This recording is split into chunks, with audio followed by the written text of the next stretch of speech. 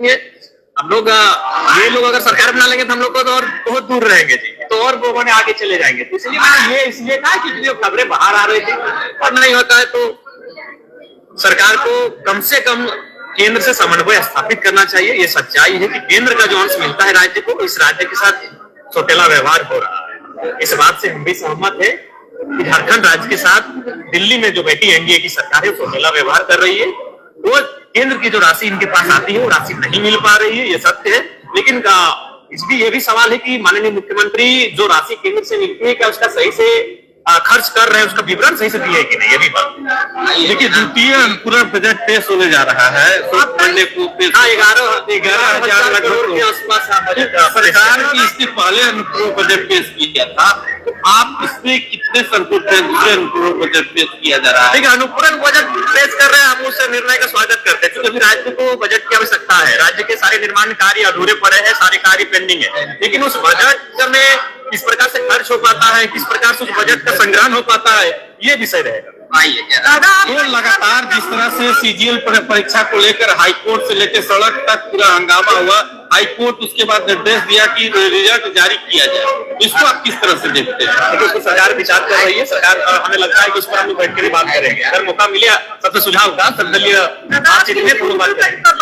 मुद्दे बहुत सारे हैं लेकिन अब सदन 4 दिन का है, आप भी जानते हैं 4 दिन का सदन है तो सदन की कार्रवाई बहुत कम दिनों की है। मैं तो चाहूंगा कि कम से कम शीतकालीन सत्र और मानसून सत्र कम से कम 10 दिन का कार्य दिवस हो। बजट सत्र फिर 1 महीना चलता है, 26 दिन कार्य दिवस होता है, लेकिन बाकी जो 2 सत्र बहुत छोटे होते हैं, इनमें हमारे मुद्दे रखने का समय नहीं मिल पाता।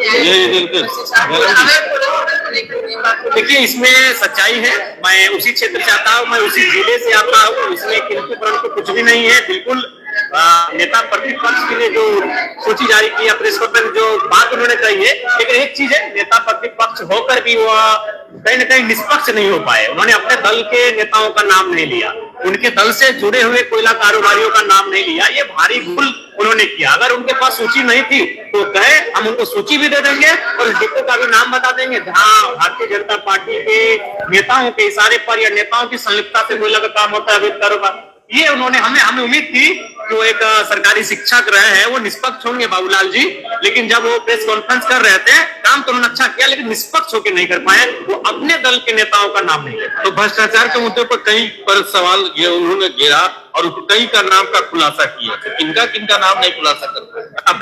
अपने लोगों का खुलासा नहीं कर पाए, उनके सांसद जी के नेतृत्व में जो कारोबार चलता है उन लोगों का खुलासा नहीं कर पाए।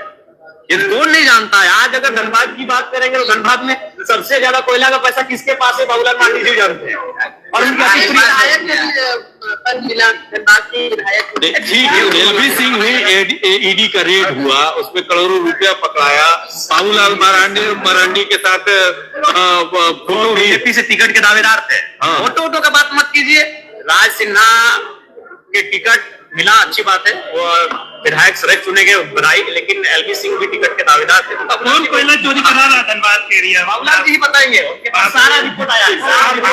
क्षेत्र से विधायक आपको बाबूलाल जी जानते हैं कि उनके दल के लोग ज्यादा वहां कोयला के कारोबार के हिस्से सम्मिलित, क्योंकि सांसद उनका 6 विधायक होते हैं धनबाद जिला में, जिसमें झरिया, बागमारा और आपका धनबाद 3 विधायक उनके पार्टी। हेमंत सरकार के रहते हुए बाबूलाल को बताए कोयला चोरी कौन करवा रहे हैं, उनके लोग कैसे करवा रहे हैं? नेता देखिए सीएम के बाद कोई अगर लीडर होता है तो अपोजिशन होता है और उनकी बात में भी गंभीरता से राज्य को लेती है, राज्य लेती है, मीडिया लेती है, जनता लेती है।